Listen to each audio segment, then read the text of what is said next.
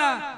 মুখ্যমন্ত্রীর গাড়ি যাচ্ছে, সাধারণ পাবলিক ওনাকে চোর চোর বলে চিৎকার করছে, বলে বেড়াচ্ছে বিজেপি সাম্প্রদায়িক, বিজেপি সাম্প্রদায়িক।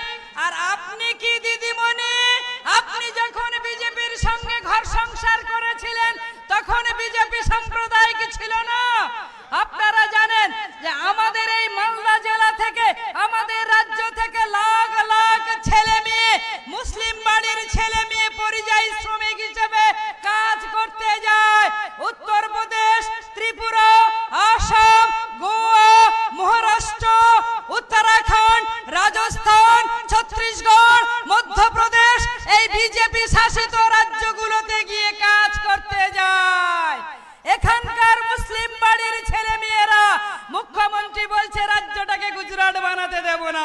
তাহলে গুজরাট থেকে ক্যান্ডিডেট উড়িয়ে আনলেন, রাজ্যে কোনো প্রার্থী তৃণমূলের খুঁজে পাওয়া গেল না। বহরমপুরের তৃণমূলের প্রার্থী গুজরাট থেকে উড়িয়ে আনলেন। সালের বিধানসভার ভোটে বলেছিল মুসলিমদের চলে যেতে হবে। বাংলাদেশ, পাকিস্তান, আফগানিস্তান 10 বছর নরেন্দ্র মোদীজি প্রধানমন্ত্রী আছেন। ওনার স্লোগান সবকা সাথ, সবকা বিকাশ, সবকা বিশ্বাস, সবকা প্রয়াস। এই স্লোগানকে সামনে রেখে আমাদের সমুদ্র হিমাচল থেকে 130 খানা প্রকল্প চলছে। সমস্ত প্রকল্পগুলো, যোজনাগুলো জাতি, ধর্ম, বর্ণ নির্বিশেষে মানুষের কাছে পৌঁছে দেওয়া হচ্ছে। এই রাজ্য সরকার সেই প্রকল্পগুলো, যোজনাগুলো পৌঁছে দিচ্ছে না মানুষের কাছে, আর কিছু পৌঁছে দিল নাম পরিবর্তন করছে। 10 বছরে একজন মুসলিম মানুষকে, সংখ্যালঘুকে বাংলাদেশ, আফগানিস্তান, পাকিস্তানে যেতে হয়নি। আমরা ভারতীয় মুসলিম, আমাদের জন্ম এই ভারত ভূমিতে, আমরা ভারত ভূমিতেই বড় হয়েছি, এখানেই আমরা মানুষ হয়েছি, এখানেই বসবাস করব। প্রকৃতির নিয়ম অনুযায়ী একদিন চলে যাব পৃথিবী থেকে।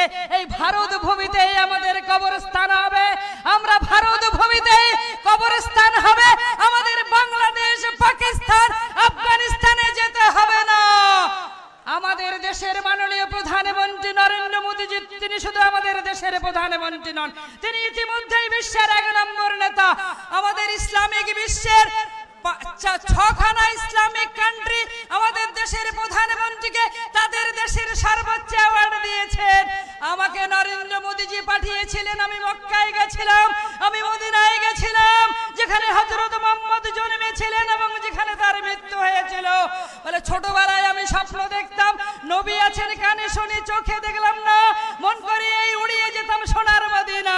সেই সোনার মদিনায় যাবার মোদীজি আমাদের ব্যবস্থা করে দিয়েছিলেন, আমরা গেছিলাম। সেই সৌদি আরবের যুবরাজ মোহাম্মদ বিন সালমান আমাদের দেশের প্রধানমন্ত্রীকে তাদের দেশের সর্বোচ্চ অ্যাওয়ার্ড দিয়েছেন। আফগানিস্তান দিয়েছিল 2016 সালে, ইন্দোনেশিয়া দিয়েছিল, বাহরাইন দিয়েছিল, মালয়েশিয়া দিয়েছিল, মালদ্বীপ দিয়েছিল। 6খানা বিশ্বের ইসলামিক তাবড় কান্ট্রি আমাদের দেশের প্রধানমন্ত্রীকে তাদের দেশের সর্বোচ্চ অ্যাওয়ার্ড দিয়েছিল। তাই তো বলতে চাই যে আমরা ভারতবাসী হিসেবে গর্বিত।